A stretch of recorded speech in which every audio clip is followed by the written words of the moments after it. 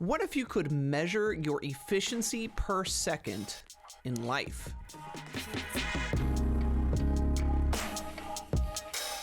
What's up, everybody? Welcome back. It's Mo. We are talking about video games and the things we can learn from them. It's a late night shoot tonight. I got my evening tea. I'm in my hoodie. Normally I shoot during the day. Trying new things. So, video games. What if you could keep track of your efficacy in real life, your productivity from minute to minute? When you're playing video games, when you're playing MMORPGs or massive multiplayer online role-playing games like Final Fantasy XIV, there are often DPS meters. There's a way of tracking your damage, right? It's a great tool for measuring your output and your productivity in battle, and there are definite benefits to this. There are, however, drawbacks as well.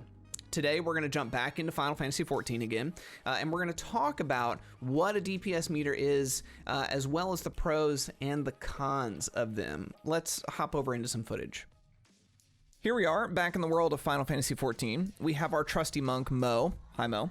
And today we're breaking down DPS. Now, a DPS meter, or damage per second meter, is a means of measuring both your total damage output as well as, you can guess, your average damage per second.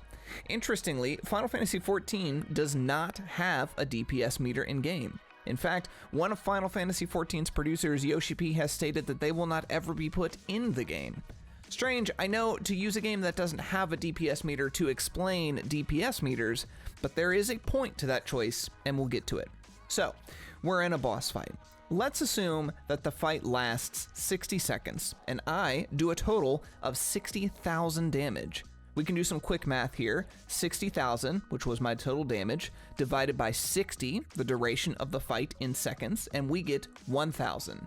So we averaged 1,000 damage per second.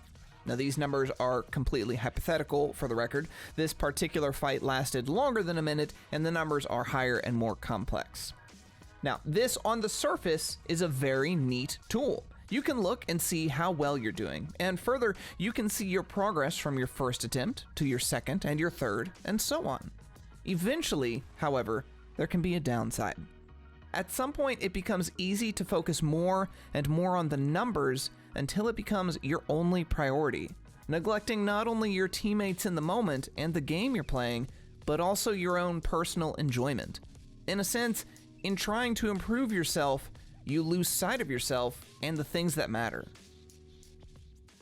As alluring as it can be to have a way of measuring your efficacy from one moment to the next, to really use data and see how productive you're being as you go from step to step, there are drawbacks to this, right? It takes away from the fulfillment of accomplishing goals because you dial in so much to these numbers, you lose sight of what you're really going after. There was a time where I was really into weight training. I really wanted to bulk up and put on mass, and so I started to do a deep dive and really focus in on that. And I would write everything down and also use an app to keep track of not only, my calories and my macronutrients and everything, but I was also writing down the exercises I was doing, how much I was lifting, what my weight was, what I wanted, what I had set for my goal weight.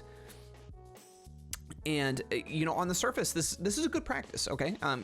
Because you want to be able to keep track of your progress from step to step. You want to be able to see maybe where your weaker areas are and, where you're improving.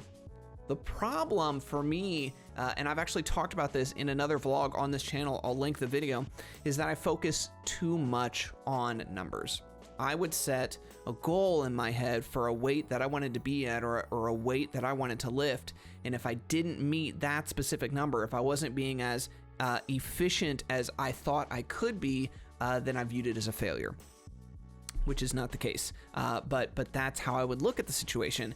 And I was so tunnel visioned in on what my productivity was, what my efficiency was from moment to moment, that I completely lost track of the journey and the progress that I had made. I completely was separated from the fulfillment of working at something and making progress. I lost all joy, and it just became all about the numbers. And this is the danger of these meters, right? This is the danger of trying to track your efficiency from moment to moment.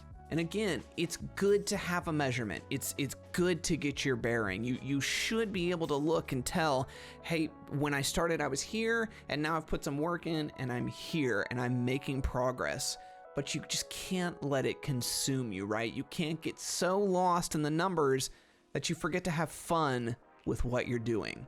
And hey, what better way to have fun playing games than to play with your fellow gamers? I'm going to put my Discord down in the description below. There are a ton of awesome people in there. The community is growing really, really strongly, and we would love for you to be a part of it. I also stream over on Twitch, twitch.tv/MoRains.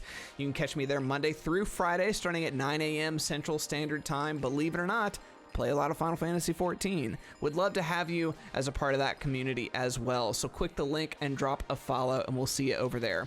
If you liked today's video, please give it a thumbs up, and also support the channel by subscribing and ringing the notification bell. Remember, it's not about the numbers, it's about having fun in what you're doing. Thank you, thank you, thank you, and I'll see you on the next one.